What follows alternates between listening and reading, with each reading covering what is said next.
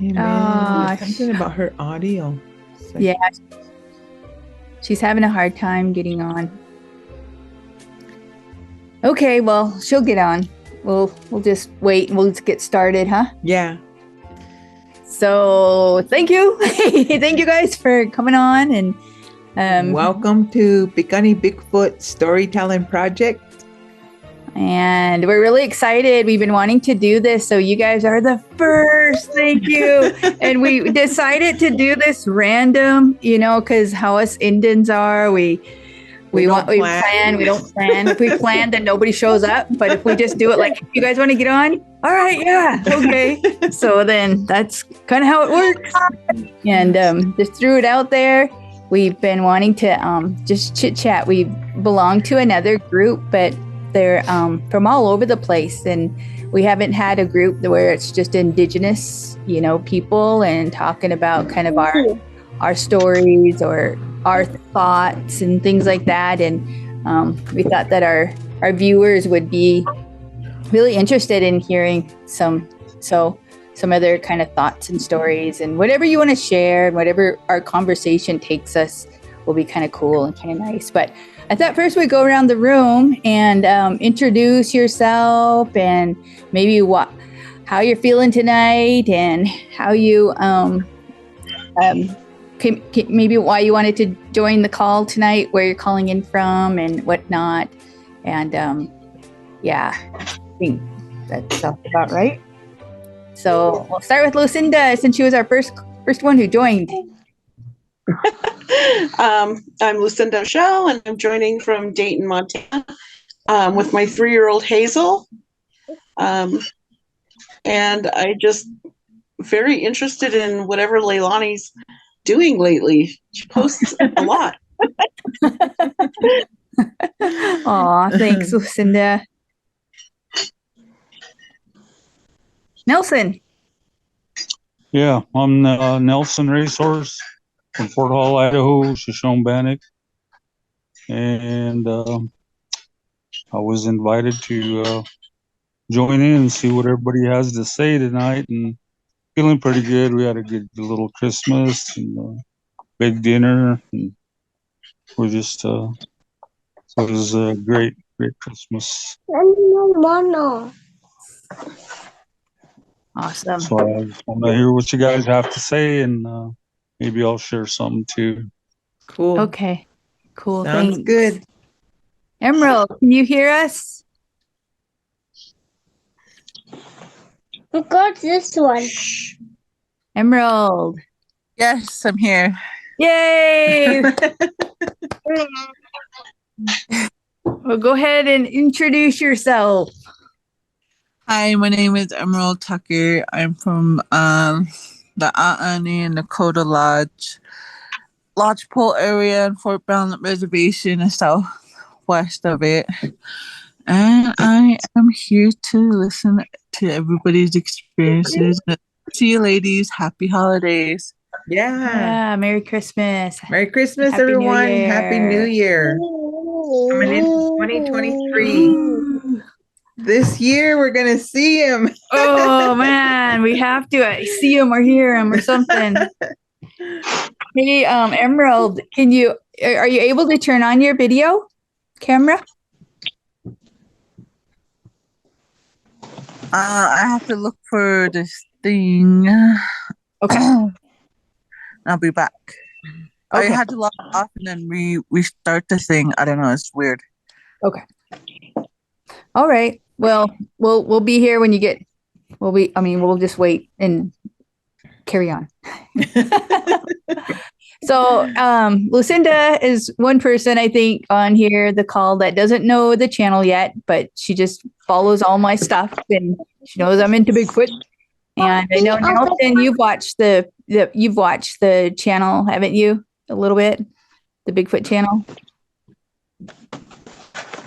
Yes. Go ahead, sister. Open it. Oh, Nelson, can you hear me? Sure. Yes. Oh yeah. Have you watched our channel, the Pikuni Bigfoot Storytelling Project channel, YouTube? Have you? What?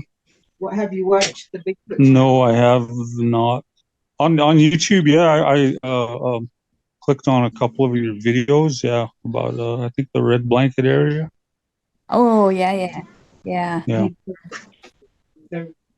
but not the Zoom and the live feed, just YouTube. Yeah. Cool. Mom, One of see the over there. one of the things that we're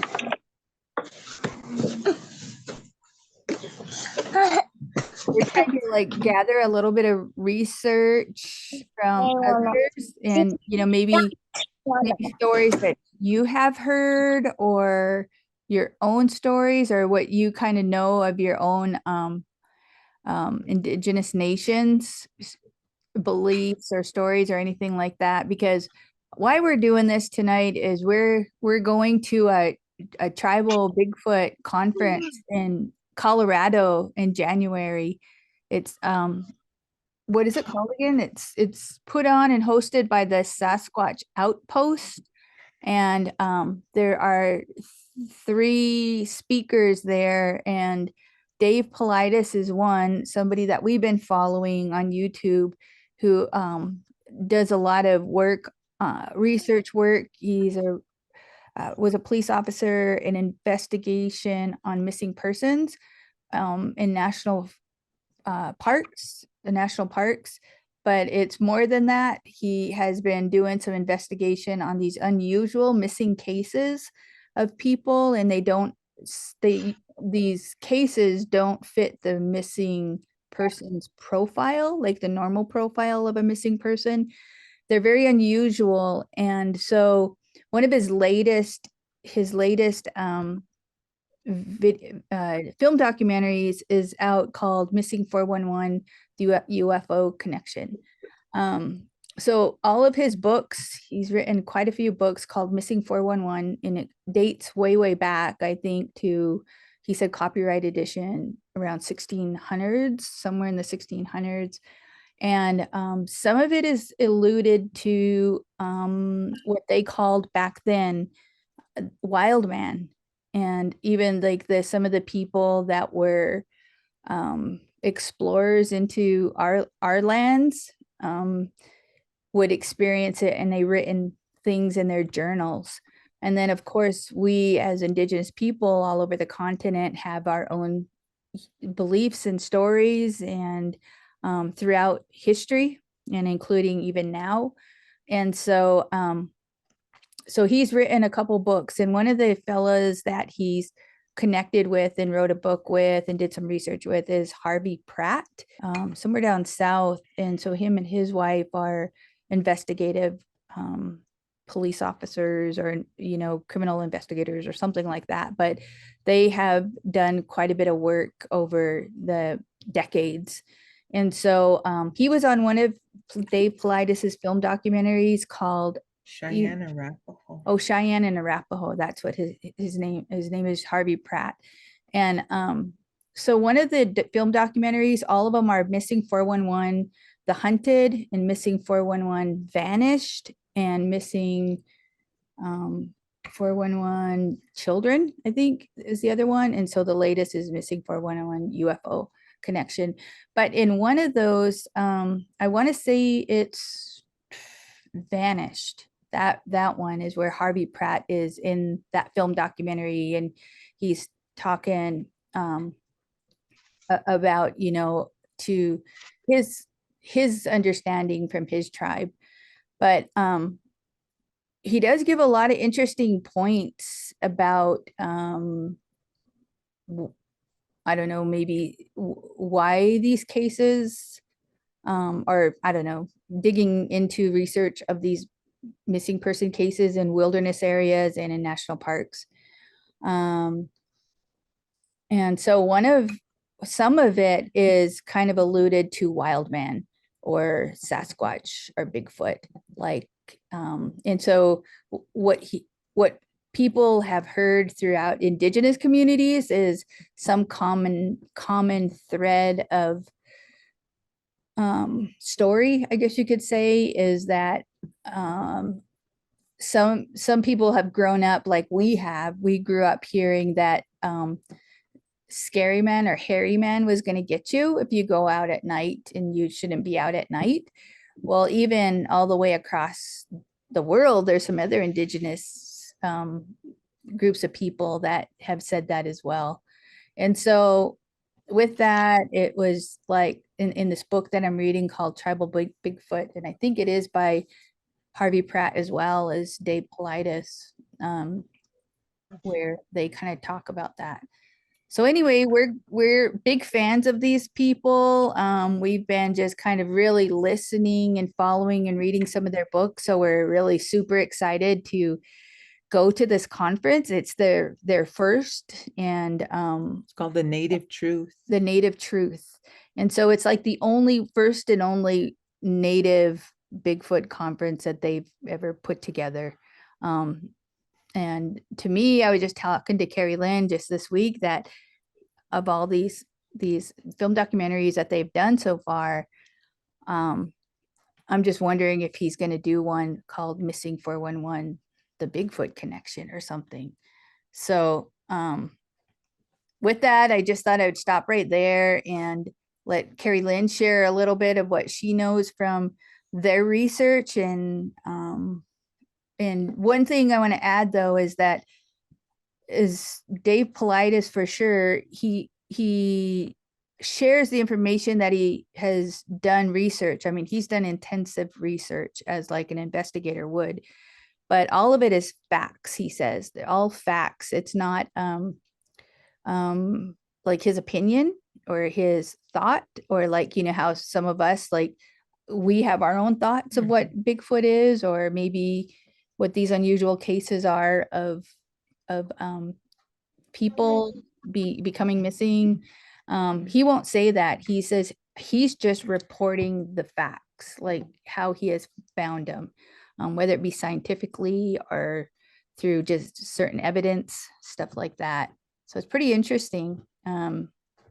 So we thought that it would be kind of cool to gather some insight and thoughts too from you guys and whoever joins to carry it with us when we go down there, because it's pretty important that we as Native people, Indigenous people, bring the truth. If it's called Native Truth, then, you know, then that's what we should be able to try to carry when we go down there, to share with what we've heard, because we've heard a lot of stories since we've been doing this channel. It started in the beginning of 2020 when we started recording stories here on the Blackfeet reservation and trying to go elsewhere across Montana to other tribal communities to gather stories, and eventually to different states, and gather some stories and understanding. So with that, I'll let Carrie Lynn add a little more about this research stuff. Well, yeah, Lonnie kind of covered a lot of what they do as far as researching Sasquatch and going back to tribes, because every tribe has a name for Bigfoot, for Sasquatch. And so we know that this being has been around for many, many years. And so, and as far as like the Blackfeet, we look at Bigfoot as, we don't look at it as an animal.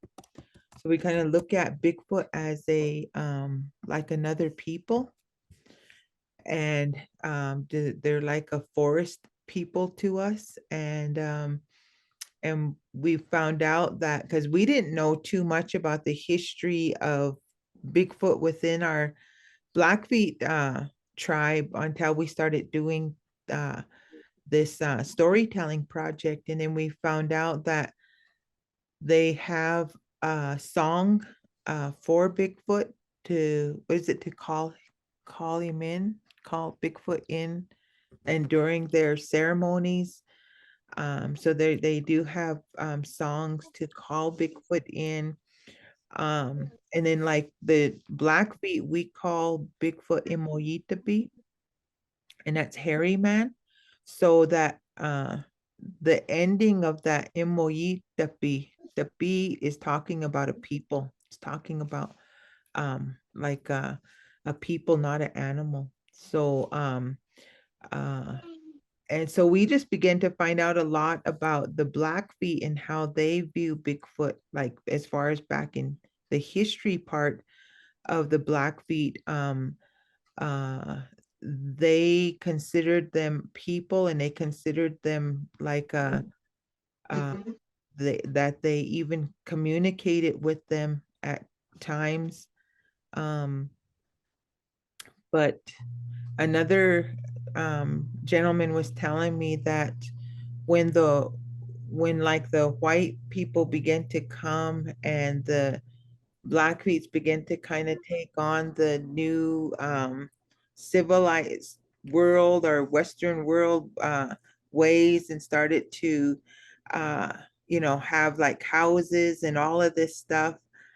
He said that when that happened, and the Sasquatch didn't told the Blackfeets that they wouldn't come down, because I guess they used to come down and partake of some ceremonies, and they said they wouldn't come down and do that anymore, but they would always be there, and they would always be watching us, but they wouldn't come down and do, make themselves known to people anymore. So that was one story I heard uh, uh, for our tribe. And so it's kind of interesting. I like to hear other people's stories and what how their tribe views Bigfoot. And so that's kind of what we're here tonight. I just kind of want to hear what your guys' thoughts are and how your tribe sees Bigfoot, and what uh, your tribe the connection it has with Bigfoot or Sasquatch. So, anybody raise their hand? Nelson, do you want to share with us? I gotta unmute you. Hold on. How do I unmute?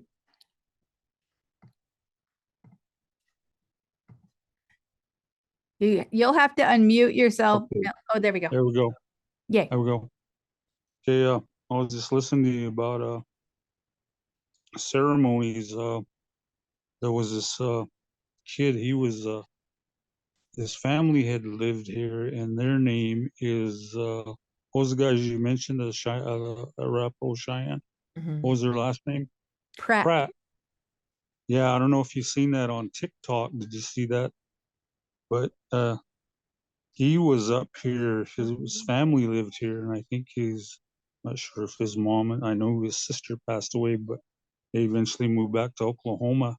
And he put it on TikTok that they were up at Ross Fork. I live right here in Fort Hall, and it's several miles to the east below the big mountain there. If you've traveled I-15, it's Mount Putman, and we have three Sundance grounds, and the Ross Fork area has their Sundance in July.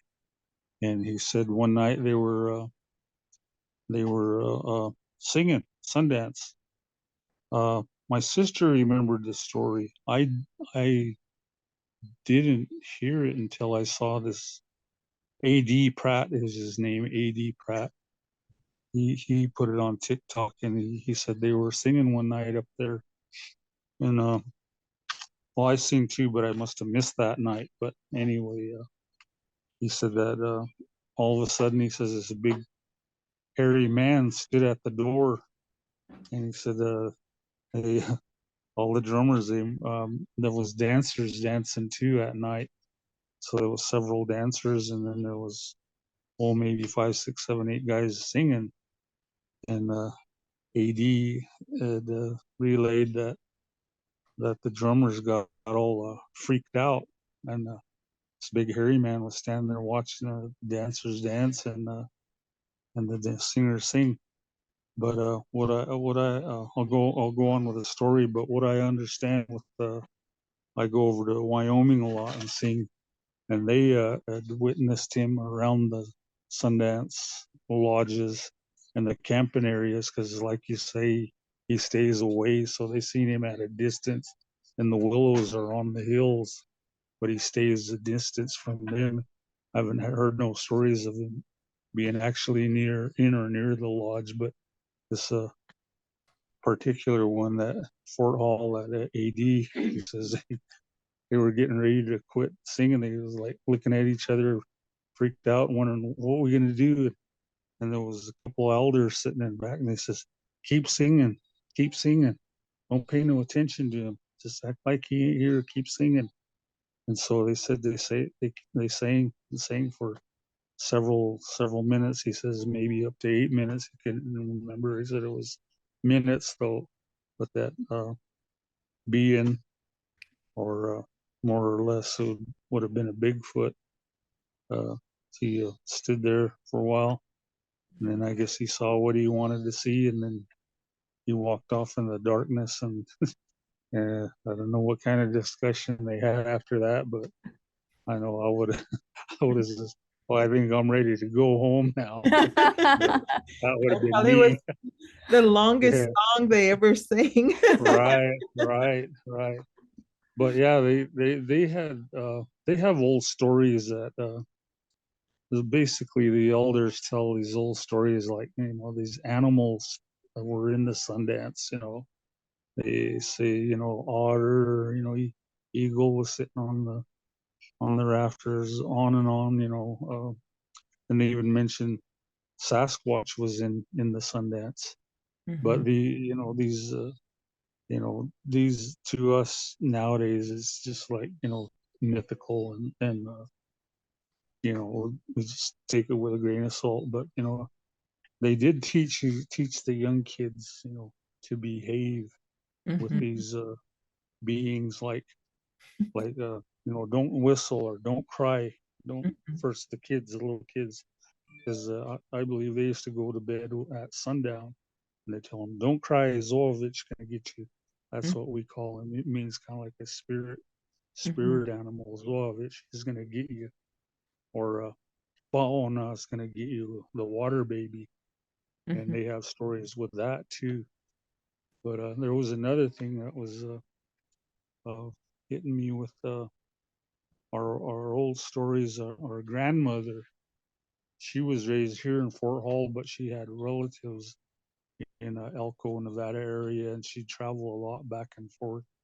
And she used to tell a story. She goes that Zoovich was in Carlin, and she said he had red hair, and he was really big. So that I kind of put that together as that. I think it was where is it? Shures, where they burned out those big beings. Where is it? Nephilim. Yeah, the Paiutes burned that out, and they called him Saidika, which means, in our language, means he eats we call it sight. It's tules, the lower part, the edible reed, and for some reason they used to interact and war against each other. Oh, he was a man eater. That's what it was, and the Paiutes got tired of them killing and eating their people, so they blocked them in this cave and set the cave on fire with a bunch of uh, brush and stuff like that, and they smoked them to death and burned them. And I guess they actually found the remains of some of them here in the early 1900s or late 1800s.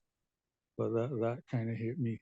And one other story was, I don't, I have had instances where I knew he was there. It mhm, didn't make the hair on the back of my neck stand up, but what was happening, was like he didn't want me in his area, and I was salmon fishing in central Idaho, or where we get to exercise our tribal fishing rights and spear salmon. We do a lot of night fishing, so he was throwing rocks in the creek, and more or less I was by myself, and to be fishing at night in the dark with just a little lamp, the lamp throws off shadows, more or less. And it's not very fun, but you're there for a reason. You're there to get the fish and not forget about the spirits and whatever. But one night he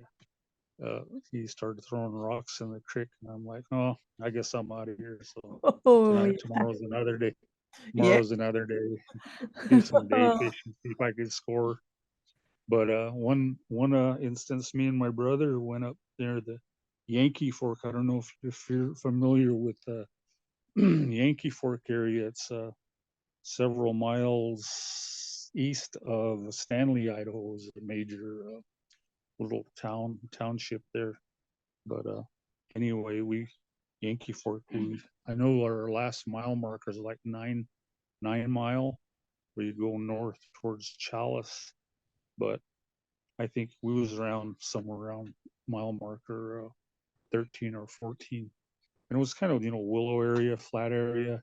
There was a creek in front of us, maybe 10 feet across, maybe 2 feet deep, but it was enough where the salmon would come up and we could see them at night coming in. But we was there about a half hour, and my younger brother was with me, and he had witnessed seeing him at up here on near Blackfeet, Idaho, about 10 miles north of here. He saw him they seem to hang near the canals for some reason by the waters.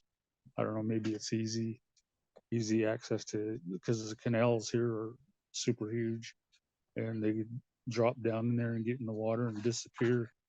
But he saw one. He said it was at a distance, so he said it was like 200 yards, and the only thing he could describe was it was just big and black and hairy.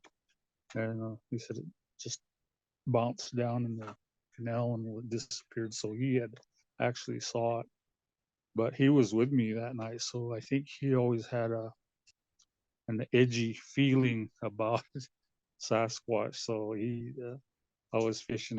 We have this little lamp on the creek side, and the big long 16-foot spear pole, and so I was waiting for the salmon to come up, and my brother, we call him Chew. He goes, "Ain't hell, there's something over by your truck," and I go, "Oh, really?" Or I was trying to focus on the fish, not my truck, and I did turn around and glance at one time, but I couldn't see nothing. I go, "Oh, I don't see nothing."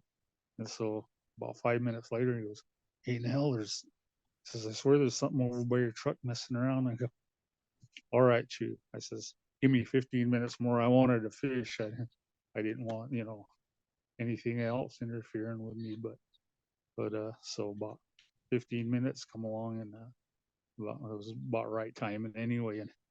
And I didn't even see him, but a beaver come floating down, and he saw us, and he just slipped over and slapped his tail on the water. And I go, "Okay, Chew, we're out of here," because that scared me enough. Well, I didn't care about Sasquatch, but what he did, that loud splashing, he splashed water on us, and I go, "Oh, let's get out of here then, bud."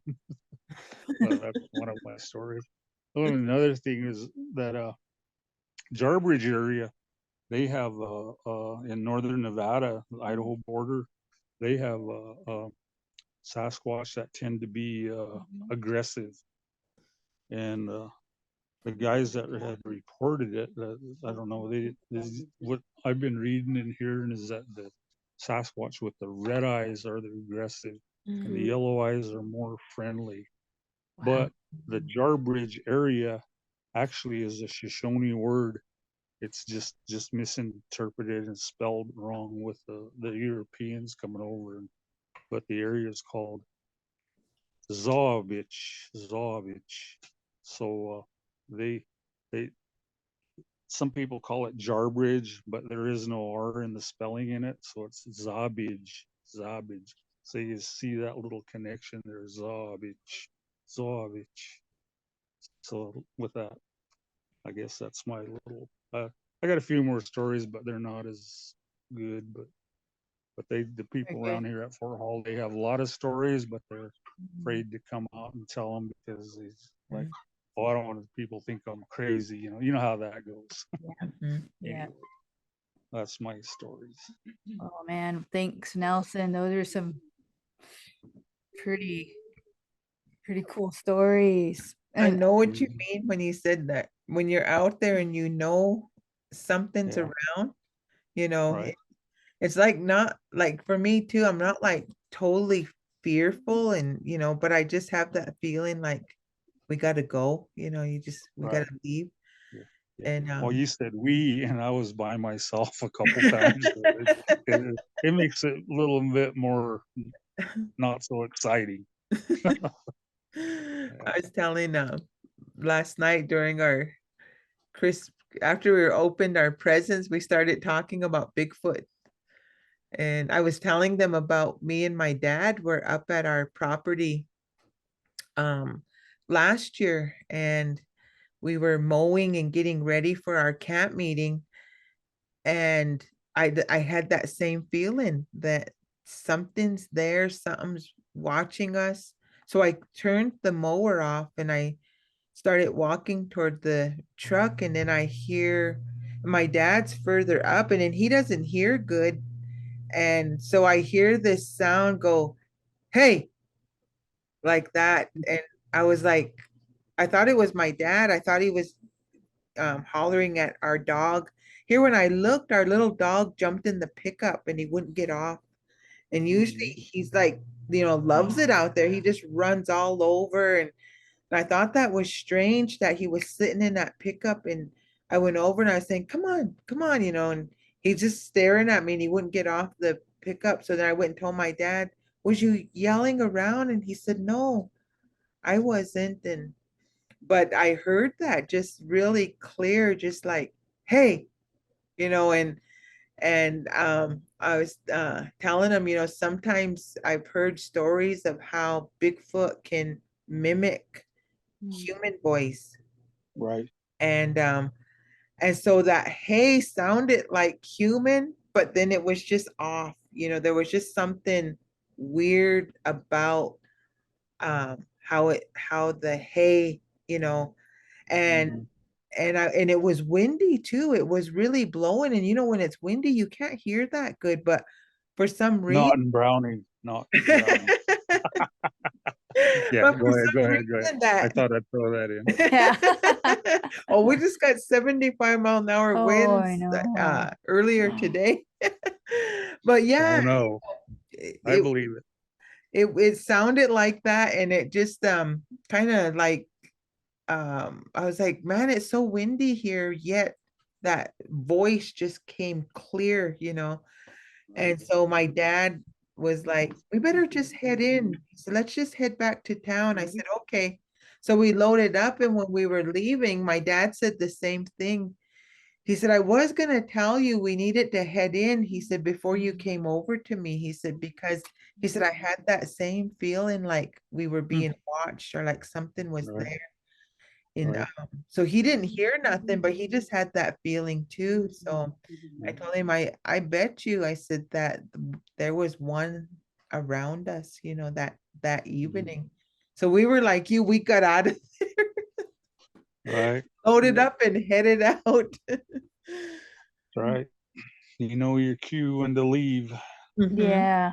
You know, when you were sharing that about the Sundance, I think it was last year, I put out a post on Facebook about stories, if anyone had stories. And my friend I grew up with in Fort Belknap, she posted on one of the comments, kind of a long one. So she actually told her story, but it happened out there several years ago in Fort Belknap, out in Lodgepole, where they have Sundance out there, and they were camping. And she was in, I don't know if she said she was in a small tent or kind of just out on the ground, sleeping in her sleeping bag. And she heard like this. And so that area, I've heard several people talk about um, having encounters or seeing Bigfoot. And that's in the Mission Canyon out in Lodgepole.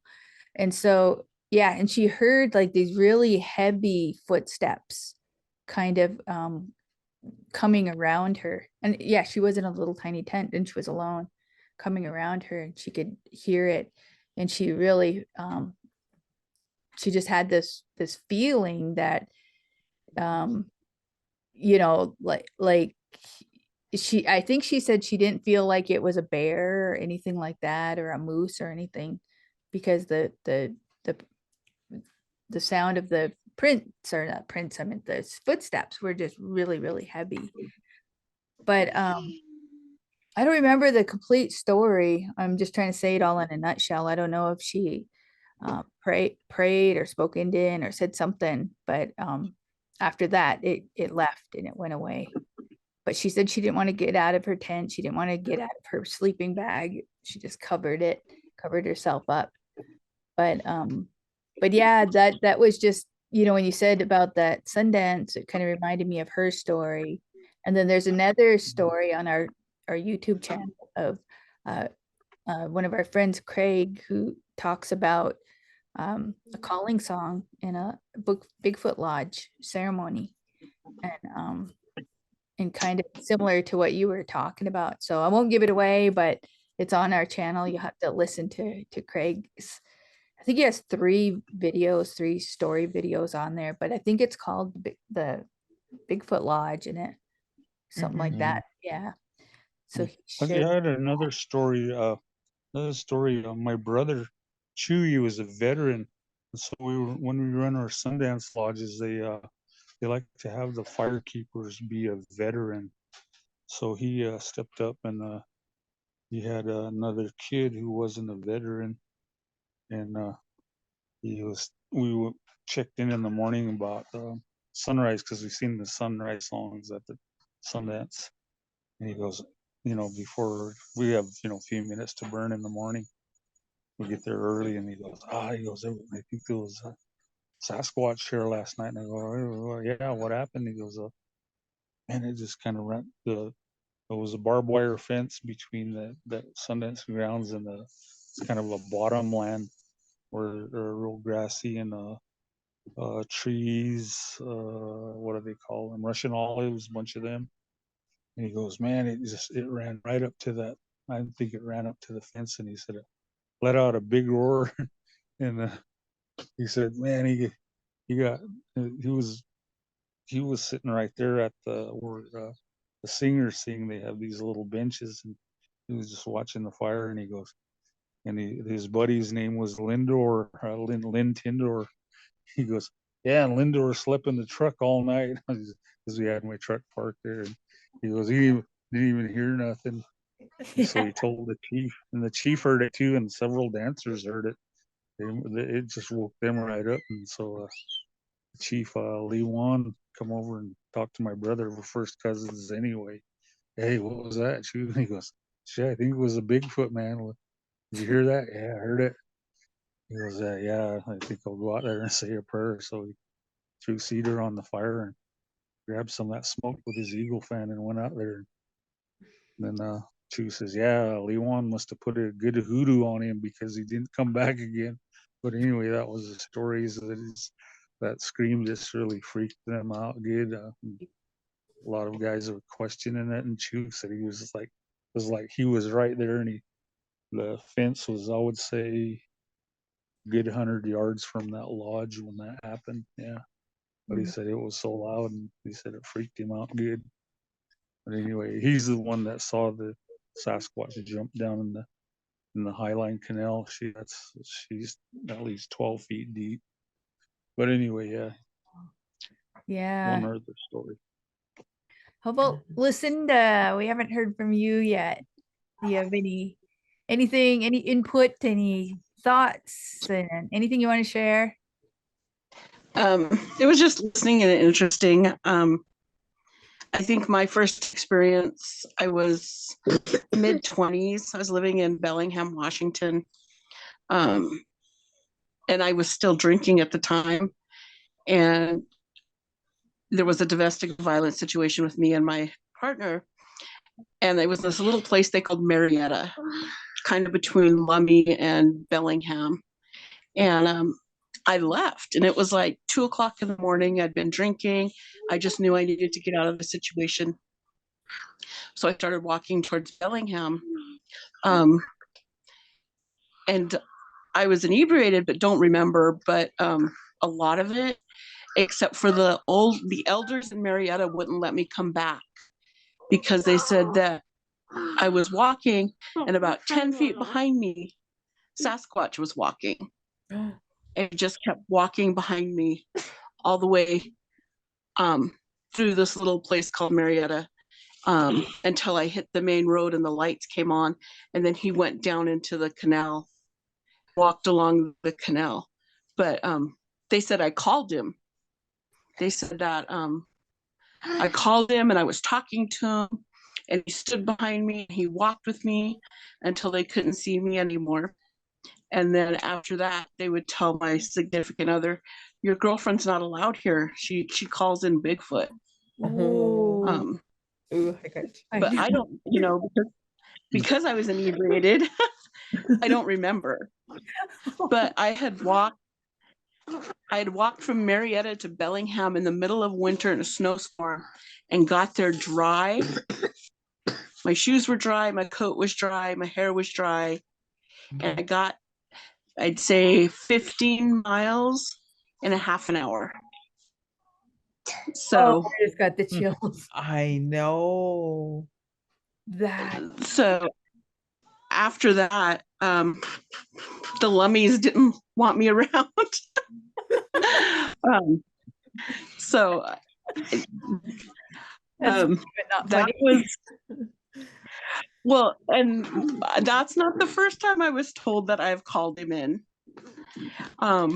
My mom had mentioned when I was like 10, we were camped up at Chief Mountain, and it was nighttime and I was crying and I was getting mad at my cousins that were there. And I told them, I'm going to call Bigfoot and he's going to get you. And he showed up. They said they smelt him first, come to camp. And then they made all the kids get into the lodge. And I was told that I had to tell him to leave. And I was really upset and I didn't want him to, because he was going to get these kids because they were teasing me. But my grandpa eventually talked me into telling him, okay, I'm okay, you can leave. And they said it took about maybe 30 minutes to 45 minutes. And then the smell went away. Ooh. And he had left. Wow. So that's twice that I've been told that I've called him when in distress. Yeah. We need you to come on our Bigfoot. You need to come out with us. Wow, that is something. That is really. And then, maybe about 4 years ago. Sorry, pig. We were camping up in the Yak, and we were huckleberry camping, and we just there was a whole group of us, and we decided to caravan to a different area, and we were driving, and the windows rolled down, and my mom says, "Do you smell that?" And I said, "Yeah," and she goes, "That's Bigfoot." And I was like, yeah. And then when we get into Libby, I had asked anybody else, did you guys smell that in that back road by coming through Yak? Nobody but my car smelled it. And then my last experience, and I've never been afraid. I could be in the woods all night by myself and never afraid. And I've never been afraid of him. But this last I would say it was August, we were camped up in West Fisher, and I was the camp cook, and everybody was getting ready. We were switching camps from the culture camp, and then the college was going to come in. So I was finishing up my duties in the kitchen, and it was daytime, probably about 3-4 o'clock in the afternoon, and I was washing dishes. My baby here, there was a teepee set next to us and then a fire pit. And while I was washing dishes, she was sitting inside the fire pit, covering herself in ash. And I'd glance over there every once in a while and watch her, and I was finishing up. And then all of a sudden the smell hit me. And I started looking, and so where my cook tent was, there was a little gully and then it went up the hill. And so I could smell him, but I couldn't see him at first. So I kept glancing over at her to see if she was okay. And she's covered from head to toe in soot. And she stops what she's doing and she starts waving up the mountain. And so then I start watching where she was waving, and it was maybe about anywhere from 10 to 12 feet. And it was just, I can't say it was hairy, but it was black. Just this, you could tell it was like the shape of like a person or, you know, something really tall. And the smell was there, and she stopped what she was doing and she was waving at him. I stopped doing dishes and I looked over at her and I called her to me, and she wouldn't come over. She just kept playing, and then she started giggling and she ran in the teepee. So I finished up and I would get her out of the teepee, and I come back and you could still smell him. And I just said, we're finishing up. I got to get going. I got to bring her home. And I said, she's okay. And then I finished my dishes and I kept her by me. And then I got her in the car and we drove around to where our tent was. And we packed up and I went and I told my cousins, I said, when I was doing dishes, this is what I smelt first and this is what I seen. And so all the guys grabbed their rifles and took off in the woods. And my cousin Gina's like, I'm going home. But that whole time, everybody else was kind of spooked by it, except for me and my baby. She was just kind of like, oh, hey, you know, there they are, or there he is, and waved at him. And for maybe about 10 miles leaving the West Fisher, coming down, I think it's 7 miles from the campground to the highway. But that 7 miles, you could smell him all the way to the highway.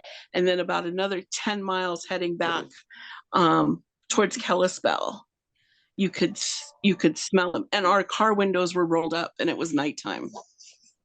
Then we got to like a certain point and you couldn't smell him anymore. He was gone. And she went to sleep. It was like, he watched us. My mom wasn't with us, but then we got home and I was like, hey, Mom, this is what happened today. I said, I was doing dishes and I had this smell. And she goes, oh, did you call Sasquatch in? And I was like, no, I didn't call him in. But she goes, well, that's who it was. And so that was just this past August. Whoa. So, But Lynda, I've been told more than once that he watches and protects me, that when I need him, I call him, even if I don't physically say it out loud, that he senses my need for him comes. So my mom said maybe that day that he came when my baby was around was I was doing dishes, I was busy, I was trying to keep an eye on her and finish things up, and I needed somebody to help me watch her. So he come and he stood on the mountain and watched until we were gone. Wow. But that's my story. So I've seen him I've called him in Chief Mountain. I've called him on the Lummi Reservation. I've called him up in the Yak. That reminds me it's been quite interesting. One of our just kind of I said that reminds me of one of our stories a person here told, and that Imoitapi came and helped. They called upon Imoitapi or Bigfoot Sasquatch, and it helped them in a situation to get out of a ditch. And so that just really reminded me of that when you were telling that story. But I wanted to ask you if you're able to describe what that smell is like.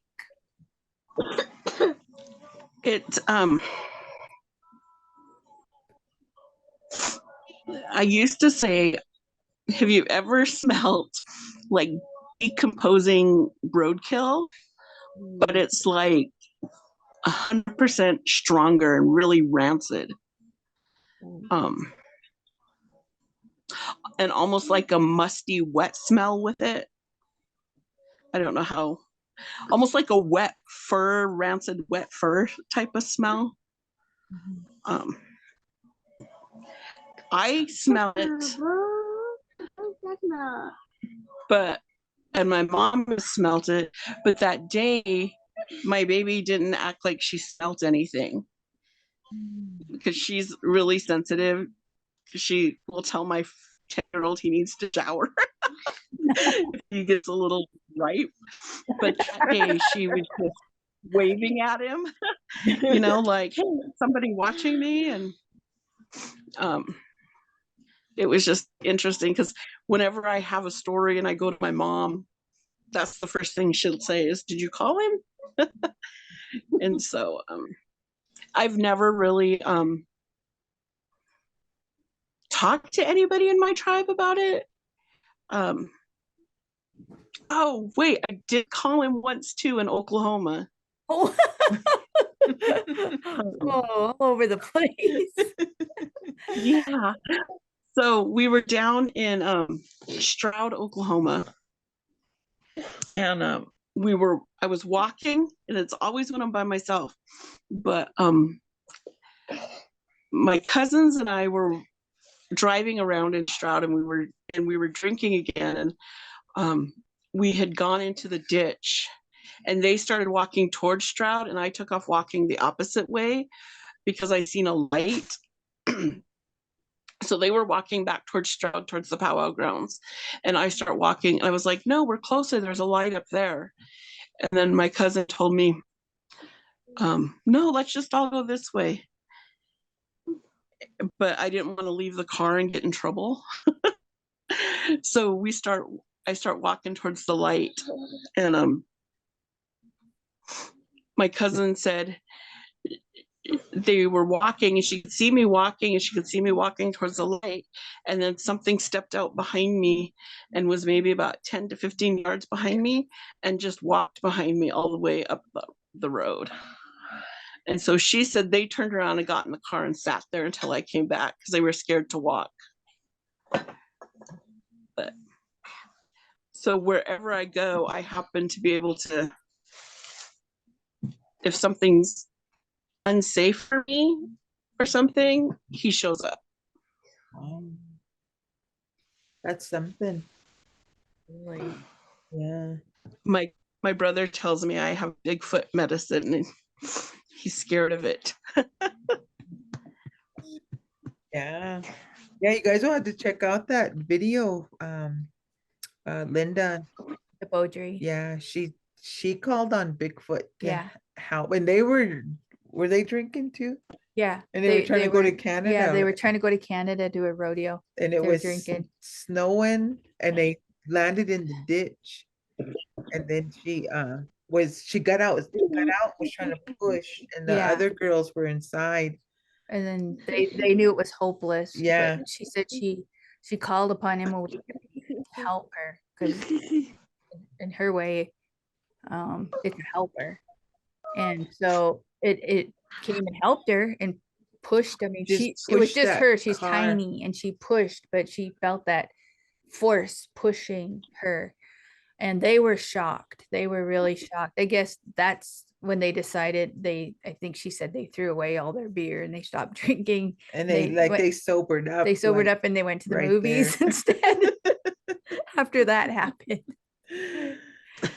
Yeah. But yeah, you do hear, like, in tribal stories of Bigfoot being a helper, you know, and being more of a helper. That kind of medicine too, like you said, like I've heard that before too. And then you've heard like what Nelson was saying, I like that what you said about the ones that have the red eyes are the aggressive ones, and then the yellow eyes. I read about him, then I attended the Sasquatch rendezvous here at Pocatello, and they all seem to agree too. That's the case.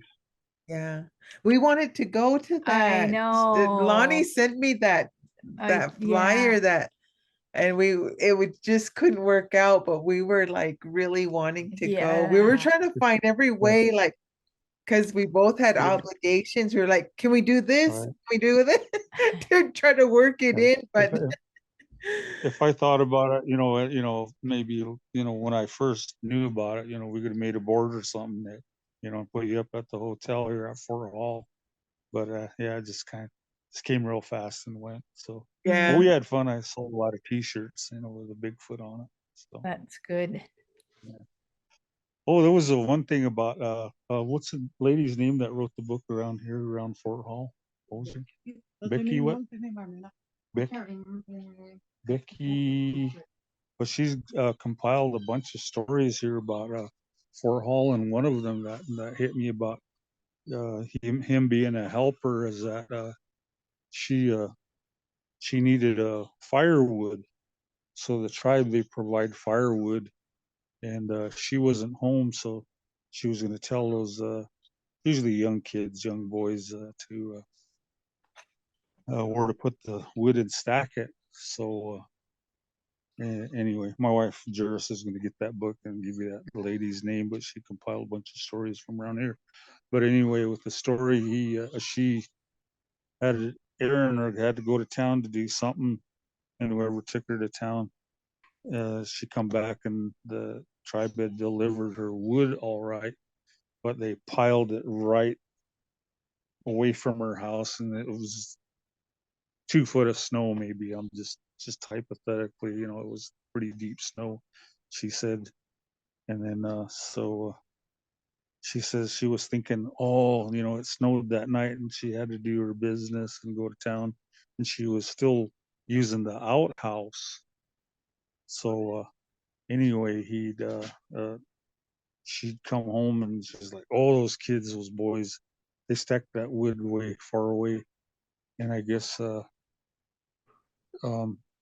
she'd left it.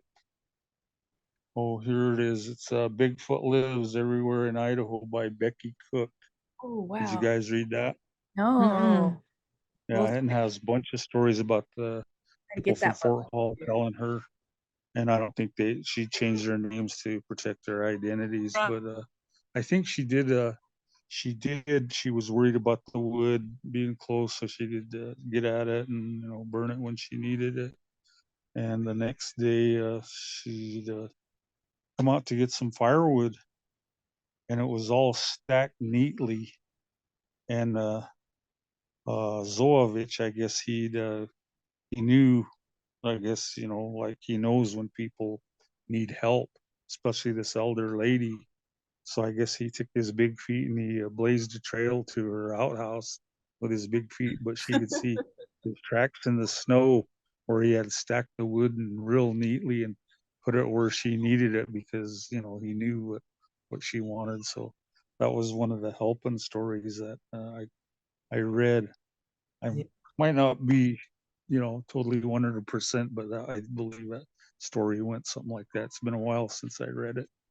Anyway. That's so cool. Emerald, can you hear us? I'm here. There you are. So everybody, Emerald has a story on our channel too, and it's pretty eerie. And we did it just like this. This is the first time we ever did a Zoom call and did a story for our channel. And her story is really, really good.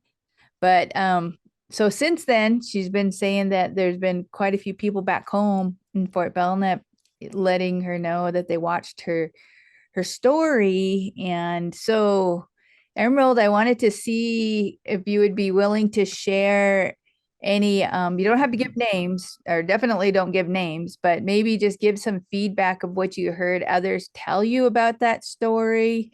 Maybe if somebody shared a story with you about out there in Lodgepole, or anything you want to share, since you just do a brief like just a summary of your story, that so people can get a kind of idea of your story. But it's also on the channel, but just kind of give a brief summary of your story too. Okay. Well,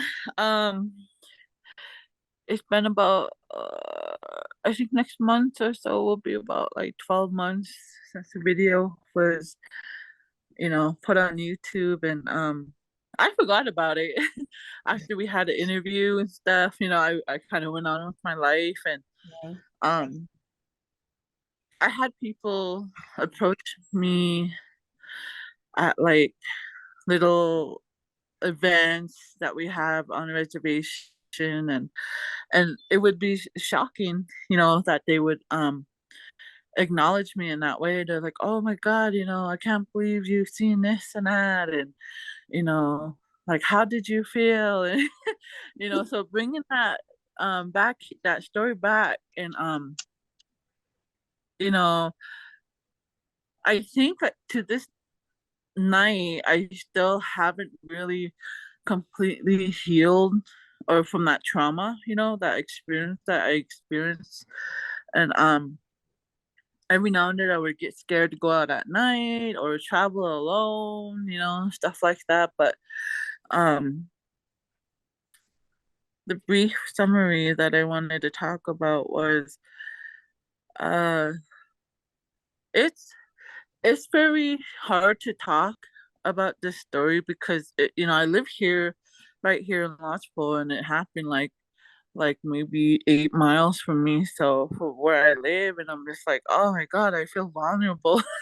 But I always hear about how Bigfoot has um higher intelligent gifts than we do, and they could sense you from mile away. They can, know you're thinking of them and all that.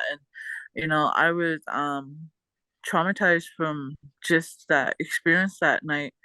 And so as I'm going along and I'm studying about these Bigfoot, these ancestors are called, and I was just like that guy said, from talking about how the red eyes are mean and aggressive people, and how the other ones are with the color ember eyes. And when I was listening to him talking, and about a couple weeks ago, I had experience right outside my house, and I put trash bags in the back of my truck and take them to the dump the next day to go to work, and I was just going to go dump. It was getting dark. I was just gonna go dump my trash bags, and I heard a not an owl hoot, but a hoot, like a call, a couple calls towards me. And I got quiet, and I knew where it was coming from. It was coming from those trees across from my road, and I was like, "Oh my god!" So I hurry up and I ran to the truck, and I jumped in. I head out. I go to my neighbor's house, and she was watching my video too. She was telling me, I said, "Hey," I said, my dogs were going crazy, my next door neighbors, and they were barking around after they heard that call. And I said, she said, what kind of call it was? And I kind of tried to make a sound of it. I said, I don't even want to go home. And she's like, you'll be okay, Emerald. She reassured me and stuff. I dumped my trash off at the dumpster. And then I came home, and I was on my way inside the door, and I was hurrying up, and try to get in. And um I heard it again. I was like, oh hell no. I get inside, I'm smudging and stuff. And I'm like, I'm seriously, the elders that I talked to around here said you have a choice to either accept this gift from them and them coming around to help you for whatever reason and so forth. And I said, long as this being is good, I will accept it. But if it's bad and I do not want nothing, I don't want to disappear from my house or outside of my house at night and stuff like that. And so Hannah said that her dog was going crazy because she just lives like right over the hill from me.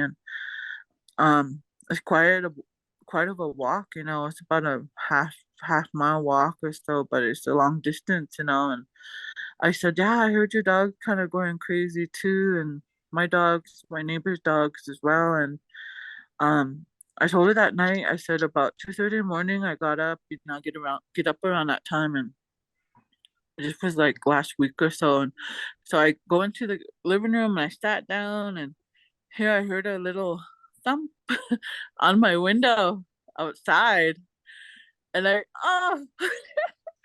jumped up and I moved away from the window and I sat on the other side of the couch, and I heard a little rock hit the window again.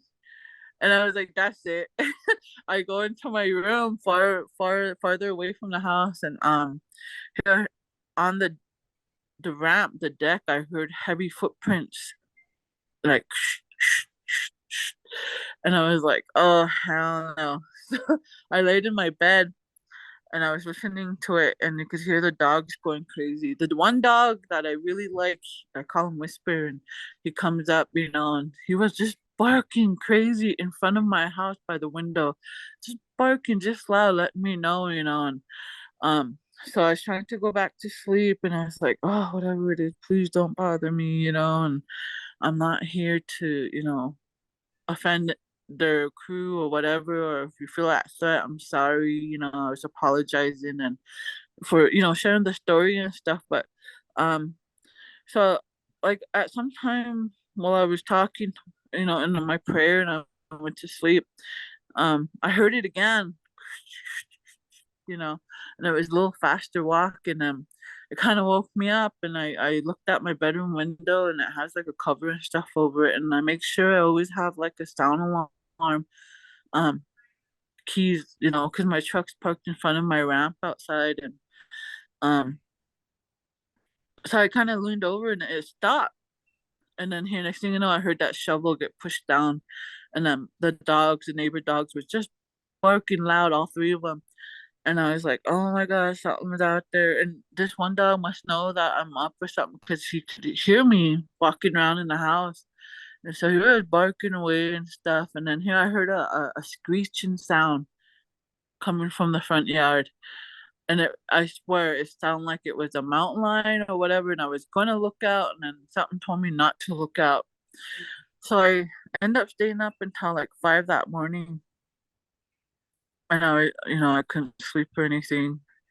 So I was just like, well, I'll stay up till 6, another hour. And I finally wait till daylight break was coming, and I went back to sleep. And then when I went back to sleep, I had this beautiful dream of this Bigfoot mother.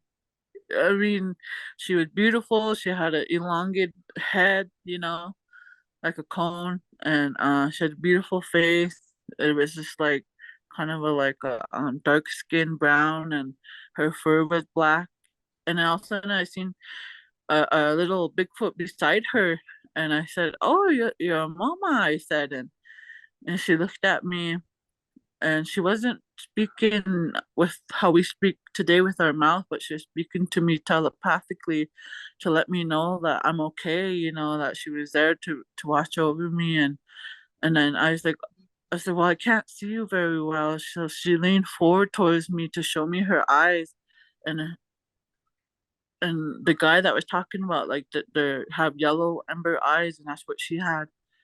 And then so I woke up that later that afternoon and about 1:35, and I felt like I got a good enough rest, and I went over to my neighbors and I told her about it, and she said, Emerald, she's like, do you think you're kind of going crazy after you experienced, your video and all that? And do you think people are praising you? You know how people can get negative and stuff. And I said, no, I said, I was told that when you have these experiences spiritually, physically, it's up to you how you want to handle it mentally.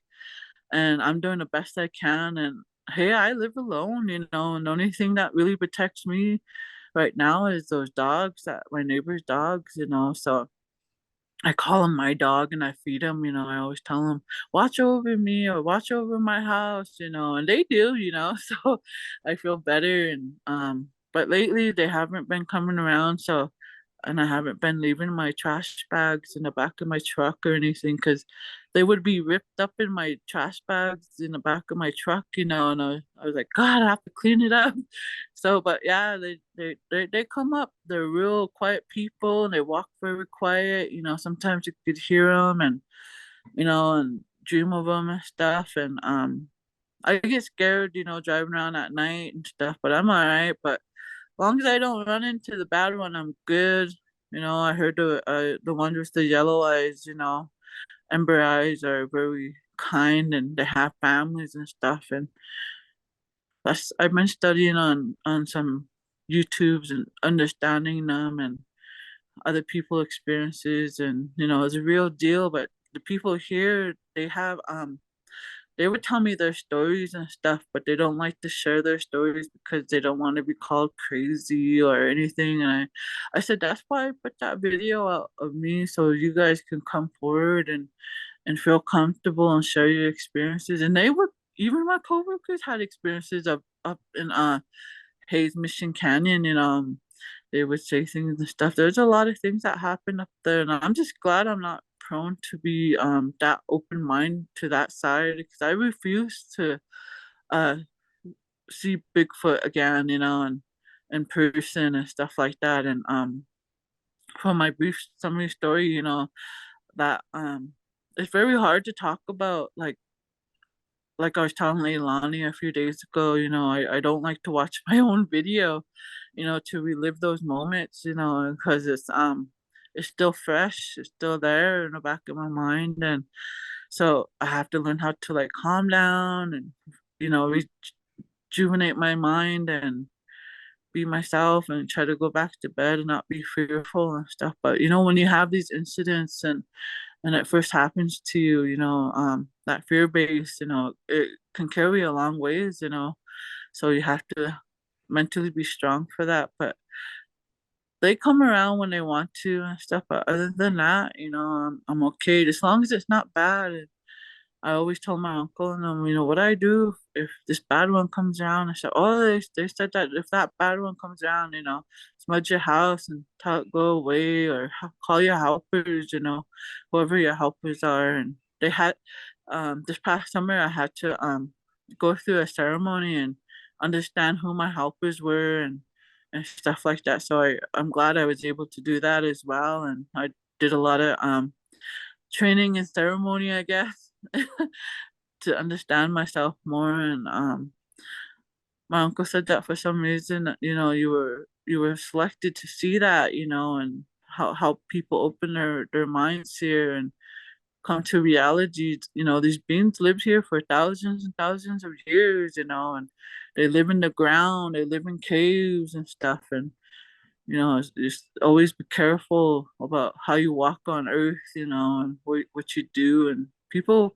want to get jealous and stuff about your story and stuff. So just be strong, He said he was happy that I put that story up because Lodgepole, the little Rockies area over here, are very, very rare to be talked about, I guess. But that was my story. If these guys want to watch it, they can. But um I just want to thank you guys for inviting me and so forth. I'd like to go see other things and stuff, but I'm a very spiritual person and um very prone to that side. And if they're very highly intelligent, it's very easy for me to connect that way. I'm not strong enough to see them yet, but so that's why I try to avoid connecting with them and just stay at a distance, until I don't know, whenever I'm ready to face it, I guess. But yeah, it's hard. It's really hard. I think when But you have thank you. an encounter, Thank you, Emerald. when you have an encounter, it changes your life forever, and everybody deals with it differently, and like some people don't want to see it again and they just, they're curious to know more, but they would never want to see it again. Then there's others that continue to search because they want to see Sasquatch again, and maybe to prove to themselves that what they saw, was, real. Um and like I think me and Lonnie, on the serious side, we take this subject real serious, and we're open-minded to people, whatever their experience is, because we've all had different experiences with these beings. And and then on the lighter side, we like to have fun, and get out and hike and do our hollers and yells and uh yell around for Bigfoot. But so we have those two sides of just how Indians are. We like to be silly and get crazy, and then but when we talk about the subject, it's something that is really, we take really serious. And I just really thank all of you guys for sharing your experiences and sharing your knowledge from each of your tribes, and just that acknowledgement that these beings are out there, and I think it helps others too. Like Emerald was saying, and Nelson was saying, there's other people that have had experiences, but they don't want to talk about it, but it helps them, even if they don't share their story. Yeah. It helps them when they hear you, Yeah. when they hear your story, because they can relate to, there's somebody out there that can relate to LuCinda's story, because they have probably done stuff that have called in Bigfoot to them. There's others that can relate to Nelson. There's others that can relate to Emerald and me and my story. And it helps them to kind of deal with this life-changing event that has happened in their life. And my experience happened in 1999, and it still has a big impact on me, and that this was one of the reasons why me and Lonnie started Pikuni Bigfoot Storytelling Project, is because of that encounter I had. It's just like my whole family began to be involved in uh this looking and curious and wondering about this being, and so it kind of spread to our whole family when me and my mom had that experience. And now all of our family is involved in one way or another. They're involved in looking for Bigfoot, or just out there researching or watching things that have to do with Bigfoot information. And so when I told my family that me and Lonnie were heading to the Native Truth Sasquatch conference in Colorado, nobody even blinked an eye.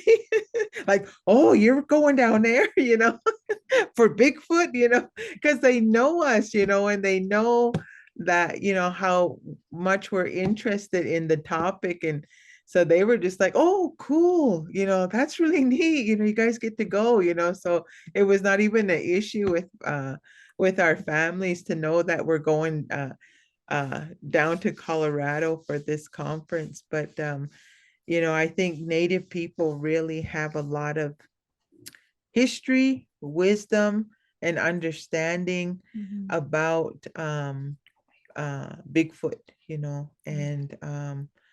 and so I think we need to get our voices out there, for others to hear our stories. We need to have that input, because you see so many stories out there. You see documentaries, and a lot of it, sometimes they'll have just a bit small portion of Native, you know, interviews or whatever. But the majority of the research and everything out there is done by non-natives, and I really feel in my heart that the natives are the ones that really understand this being, not just in a physical sense, but we understand it in a spiritual sense of what this being is, uh and who he is or she is to that people, that Sasquatch people, who they are to our tribes, and what they mean to us as Indian people. Yeah. Yeah, I mean, Yeah. sorry to- uh, I mean, I understand that, and I think it's okay to be educating, ourselves and our youth and our generation to come, because these things are making themselves more known, but um, they stay at a distance or so and whatever. And I always, when I go down the road at night or whatever, I always pray that I don't want to run into this bad one Yeah. or, whatever. And I just try to keep my mind positive and stuff. And so I get home at a certain time in the evening, because I live like right at the base of the mountain of these little Rockies, so, and we had like an incident here happen, about 2 years ago, a year and a half ago, we had a big fire here. So our whole front mountain here of the fur caps got burnt, and we heard like a lot of crazy stories and stuff, but I don't know. It's tough, and I'm just getting freshly started into this. And every now and then I will look up on YouTube and see other people experiences, and hear other people talk about their stories. And I had a couple ladies here that were in the ceremony that spoke about their experiences when they were fasting, and they're both my aunties, and they said that at a few times, that he or she would come like during the third day, and watch him pray and offer pipe and stuff, and they would talk about stories like that, and I was like, "Yep, you're not gonna go see me fast, I'll be right down at the centerfold waiting for you." So, Yeah. It's hard to come to accepting that, and when I was a kid, I always lived at the agency area in Fort Belknap. How my dad wanted to move to Lodgepole area back. This is his home, and it's not that they moved on, to the spirit world, and it's just me here living, and I like it. It's peaceful, but I'm just more open to like, not only did I experience Bigfoot, I also experienced, seeing UFOs and ships and stuff like that, visited my house, and my neighbors, they stay away. A lot of people stay away from my house or me. And my cousins, when they're driving with me at night, they see things like that and they're like, "Oh my God, we don't want to," they don't want to be around me and stuff. And I'm like, heck, I can't help it that I'm running into these things, or they run into us or show themselves, and but I learned a lot about that too, the extraterrestrials and stuff, and I stay away from that. And I really have a close tie with Creator, God, and I always remind God, inside me to help keep me strong when I see these things, and try to understand. But I try to be careful how I talk with my people here, or my relatives and my friends, and they're not very native-ish. They're native, but they're not spiritual, I guess I should say. So there's a lot. There's a lot there. Yeah. Yeah, all these this is really an example of how the stories are all different. All the experiences are different. We've been hearing it across the board, not just with our indigenous communities, but just from history and from other cultures, I guess. And that's what kind of interests me, is just the variety of different experiences from, some are afraid, some are traumatized, some are just like, oh, there it was and I seen it, you know, and it really didn't phase them. There's just so much variety, and to me very interesting. And I'm the only one here that hasn't seen it. And I may have heard it. We do have a video on our YouTube channel about hearing it last year, and it was something very unusual. The sound quality isn't the greatest because it was on an older iPhone. We weren't really prepared for this, but it was, in a nutshell, it was just a day that me and one of the other story guides took a hike, and it was going towards Glacier National Park. And we went pretty deep into there, and we went into an area where it was really thick forest, and it smelled like the description of what others have described Bigfoot as smelling like. That's why I asked your description of it, and it just matched it. So we smelled something like that, and it was one of the other story guides, friend of mine and cousin of Carrie Lynn's, and he came back. Well, he was gone for a while, and then I asked why he was, well, where he was, and we're kind of getting worried about him because he was gone for a while. But he came back and he told me how that it's, it smelled back there.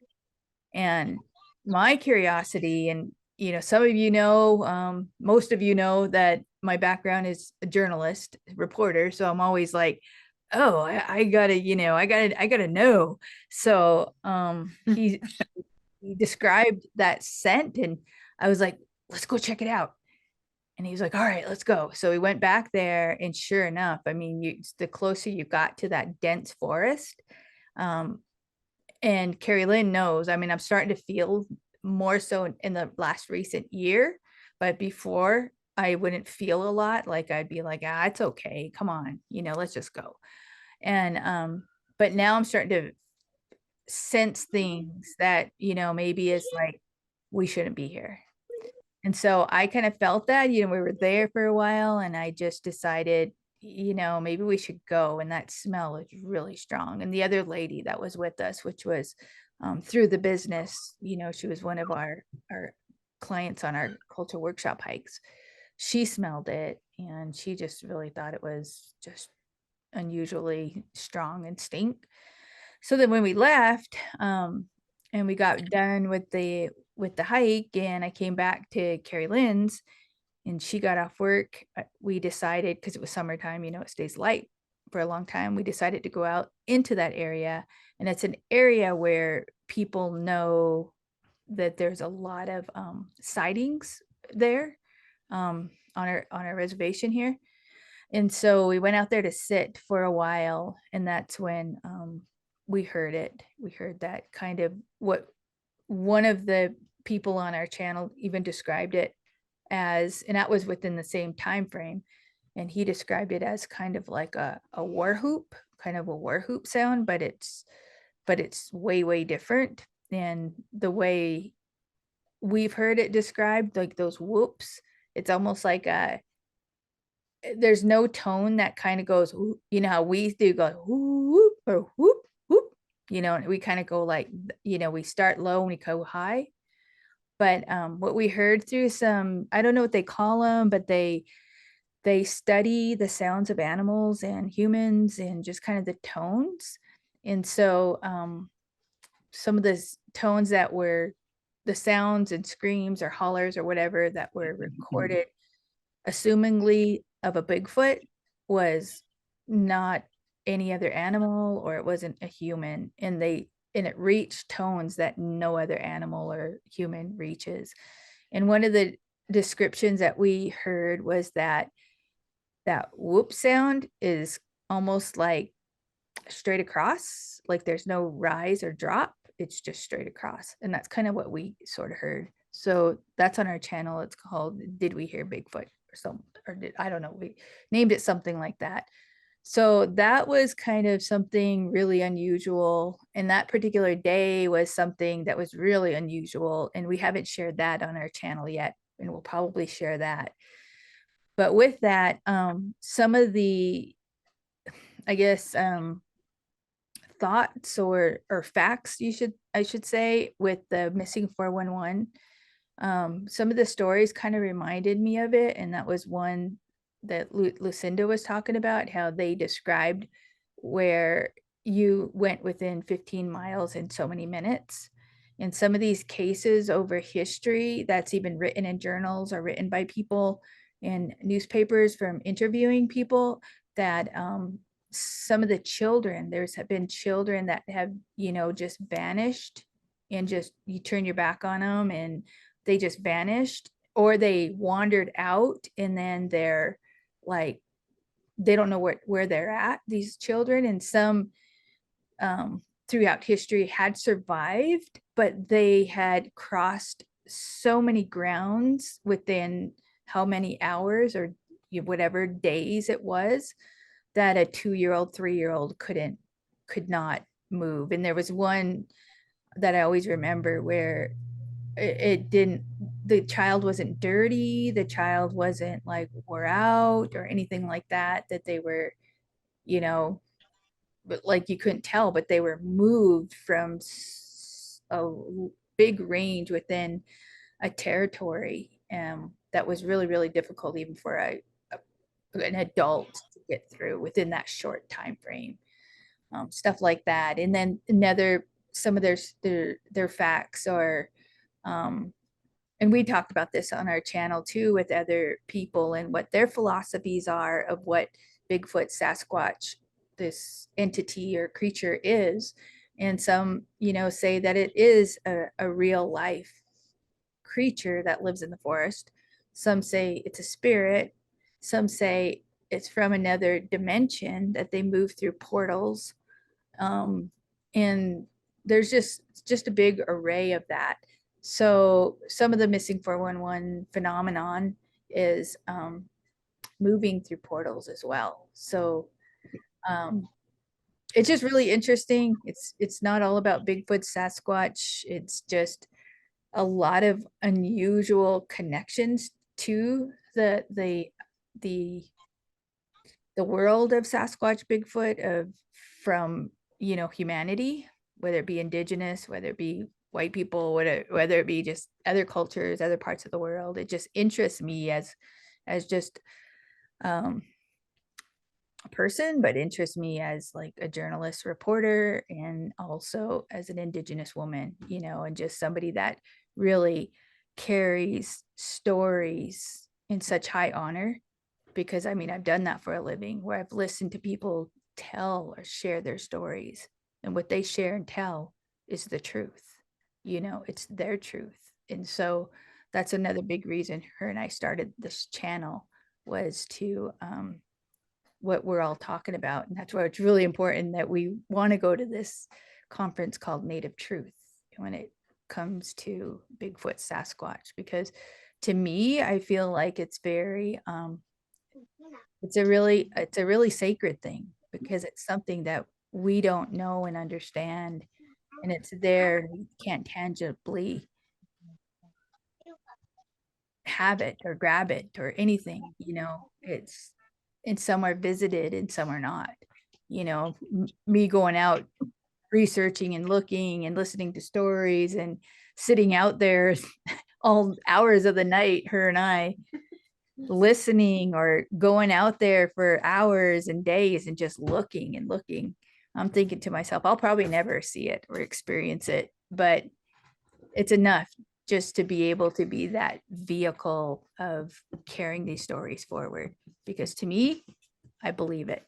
I believe it because our people have told it from way before we were born, and tell it now.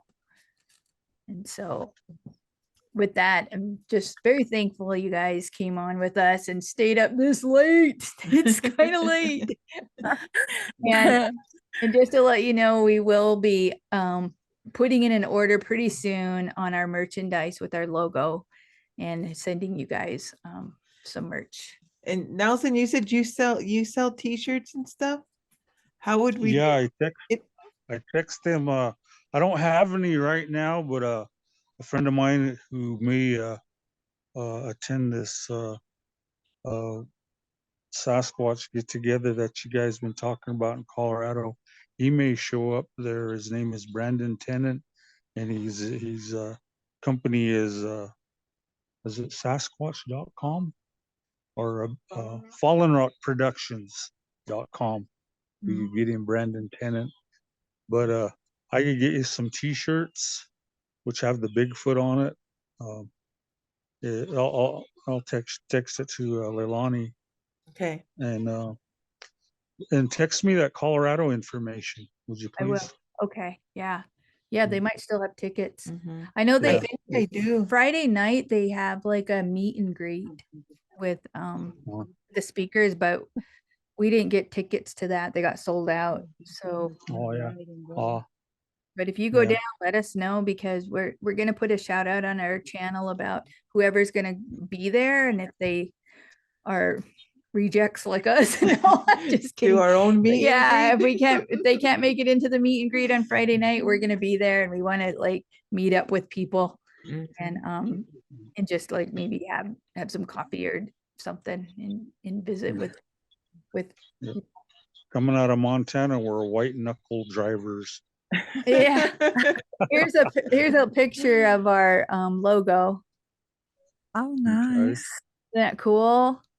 So Yeah, saw it briefly. There we go. Yeah. yeah. Awesome.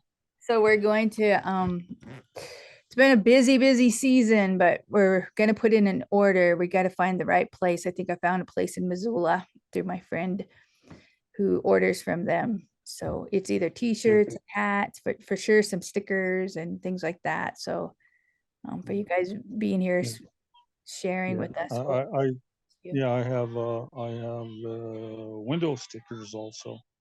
Oh, nice. But yeah, $20 a shirt and somewhere around $5 for shipping. I don't remember what it was when I shipped them out.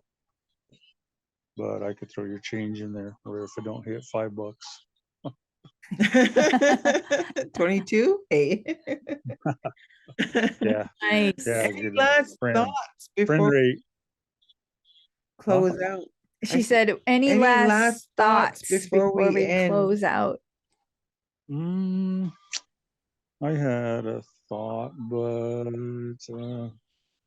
yeah, I think a lot of the Native Americans they knew he was here long ago, but I think their idea was just respect him, don't bother him, that just stay out of his way, and that, just to avoid him.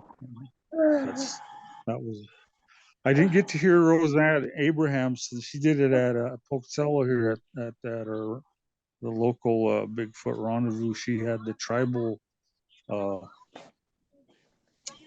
thought on that, and somebody should have recorded. I may have to get with Brandon Tennant because he run the show, the rendezvous. Maybe he has it on DVD or something. I'll see, because I'd like to see what Roseanne had to say. I was outside. I think we were all outside selling T-shirts. So anyway, I missed that, but that would be a good something to see how she interpreted it and how her elders had relayed it to her, and how to approach and conduct your way with him, or not, or avoid it at all costs. I don't know. I didn't hear it, so I'll get with Brandon and see what's up with that video if he's got it. Yeah. Yeah, because we want to do one of these again, Yeah. just For sure. conversation and, kind of add to what we talked to tonight. Yeah. And maybe get a topic going where we can all, do a discussion. That'd be fun. So this was really cool. Thanks. Any Well, last my thoughts, yeah, Emerald? my thoughts Thank you. is, I'm glad at this, and we can come about, as a group, as Native Americans, and speak about, and our experiences and stuff, and when you step into this life of reality, of Mother Earth, that these beings been around for thousands of years, it amazes me, and I'm like, wow, and hearing other people's experiences, I'm not alone, and I feel good about that. But at the same time, we have to understand, the driven of trying to find them and stuff, and like Nelson said, give them space and respect them and so forth, and that's what I plan to do, and if I step back into the Bigfoot world with other people that experiences this, is Mine's a little hard because I'm more, an empath person, more highly sensitive and stuff, and I don't want them to sense that yet. But yeah, just thank you guys for bringing me on, and I appreciate it, and hopefully we can visit again. Yeah. For sure. LuCinda, any last thoughts? I just wanted to say thank you. I didn't share my experience with hardly anybody, mostly my mom, because my mom understands, and my brother. Um, you know, he gets his one phone call a week, and he calls us, and he'll joke around and ask if um, if I've seen Bigfoot lately, or stuff like that. When she was saying she doesn't get any visitors, my cousin Gregory comes over once a week to haul my garbage, but he won't come over if nobody's home. He says, because my helpers watch him from the creek. Oh. And so he says, I don't want to be at your house alone. Yeah. So when he comes over, I have to be home, and I have to stand outside with him while he loads our garbage, because he says he can feel my helpers watching him. So We're taking her I on thought an that was- adventure. I know You're come coming with on an us. adventure with us, LuCinda. So I thought that was interesting that nobody likes to come to my house either. We'll come there. We'll come. Funny, it's just like, man, we need some visitors here. We don't want to be alone. Yeah. We're gonna come to your house too, Emerald. Gonna take Oh us yeah, that was around. the thing I was gonna say. When you do come over, I already had people like expect or investigating that area, and he told me there was just, I'm not gonna name names, but he told me that he's a veteran and he went to expect the area, and he said that, oh my god, I felt like I was reliving your experiences, and I watched your video, and man, that was pretty close shot, and how you came about it and so forth. I told him, I said, yeah, I said, it wasn't very far. I said 3 feet, 4 feet, he was there. He could have easily took my car out, or pushed me off the road or something, but the way it was doing, so. But yeah, if these other two want to watch the video, you could look me up on Lailani's YouTube channel, and I'll send it. so and, Yeah. Send it. Yeah. but I wouldn't watch it at night. Yeah. And watch it with somebody. Maybe watch it with somebody. Yeah. It's pretty intense. I had to like stop for a little bit when I was editing it. Yeah. It's like, oh, While she was editing it, I was like, I'd be in my room or something, Working. and I'd come running back out, and we'd start talking about it. And like, oh my gosh.